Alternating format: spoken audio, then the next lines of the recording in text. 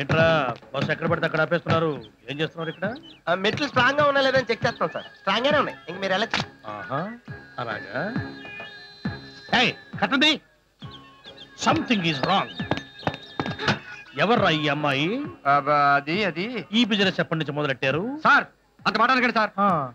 ఈ అమ్మాయి ఆ అమ్మాయి ఈ చెల్లండి.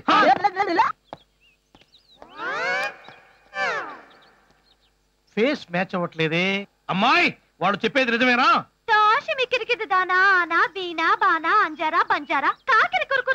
అలాగా, మంచిది మంచిది. ఏం చెప్పింది అమ్మాయి? పాపం అమ్మాయి పిచ్చింది సార్. పిచ్చా? ఎందుకు వచ్చింది? ఎందుకు రాదు సార్.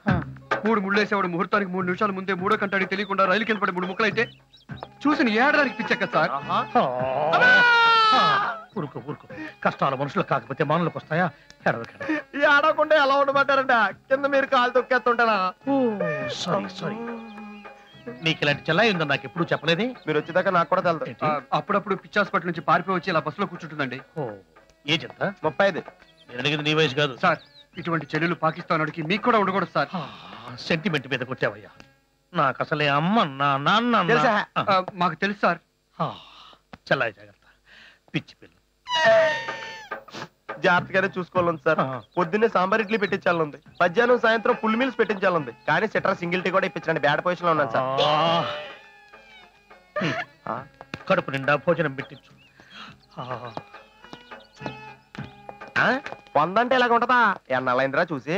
దీన్ని జిరాక్స్ తీయించుకుంటే అప్పుడప్పుడు చూసుకోవచ్చు. తర్వాత చూసుకుంది కానీ ముందు ఆమెను ఆటోలో ఎక్కించి 100 రూపాయలకి ఎంత దూరం వస్తే అంత దూరంలో దింపేసి వచ్చాయి.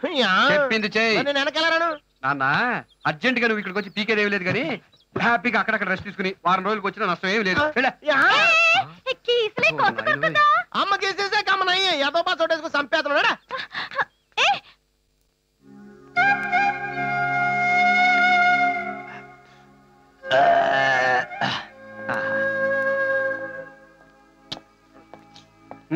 నువ్వు వచ్చేంత సేపేదిరా?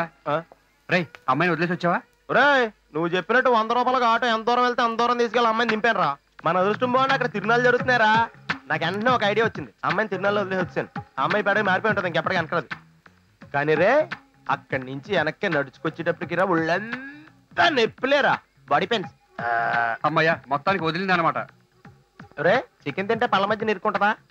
ఎరా నువ్వు చికెన్ తిన్నావా? మా బతుకి చికెన్ ఒకటే తక్కువ. పొద్దున పాలు తగినప్పుడు పళ్ళల్లో ఇరుక్కుంటే కెలుక్కుంటున్నా. నువ్వు చాలా విచిత్రం రా. సర్లే గాని ఇదిగో ఈ బన్ను తిను. ఏంటి బన్నా? వద్దా, గ్యాస్ వచ్చేద్దా? అబ్బో ఇది కూడా వద్దా? రే ఏమైనా నేనంటే నీకు ప్రేమ ఎక్కువరా. తొక్కేం కాదు. ఆ అమ్మాయిని వదిలేసి కష్టపడి నడిచి వచ్చావు కదా, అందుకే ఇచ్చా.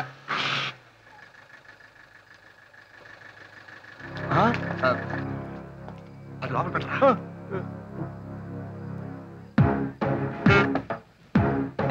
ఈ టైంలో వచ్చారండి సార్? నిద్ర పట్టక ఎరా పొట్ట బాగా పెంచావే. బాటిల్ పేలిపోయింది. ఏంట్రా ఇది? అది మీరు వచ్చారని భయంతో మా వాడు బాటిల్లోనే. రేపు పొద్దున్న యూరిన్ టెస్ట్ ఇద్దామని డాక్టర్ గారు తెమ్మన్నారండి, అందుకే సీసాలో పోసా. పొద్దున్నే యూరిన్ టెస్ట్ ఇద్దామని రాత్రే బాటిల్లో పోషించావా? అవునులే, మీ చెల్లెలేదురా కనపడట్లేదు. చెల్లెవరా? అదేరా నీ సిస్టర్. ఏమైంది? సార్ ఏంట్రా మీ ఇద్దరు మాటలకి పొంతన కుదరట్లేదు? మా జాతకాలే అంతలేండి. కానిస్టేబుల్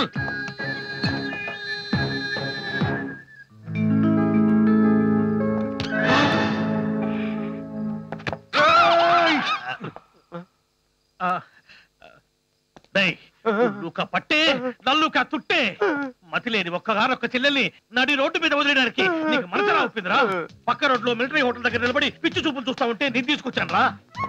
ఒక్కసారి ఆ మొహం చూడరా ఎలా వాడిపోయిందో. అసలే నాకు సెంటిమెంట్ ఎక్కువ. నిజమే.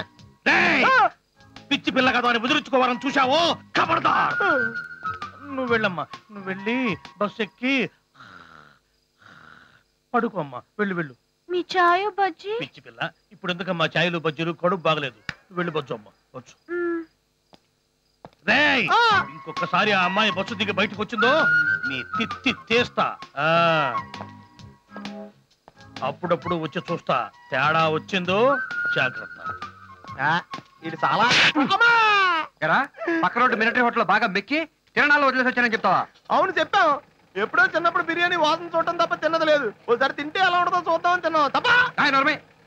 నీ వల్ల పర్మనెంట్ గా దానికి బుక్ అయిపోయాం కదరా. ఏమన్నా నోరేసిన వరకు చిచ్చి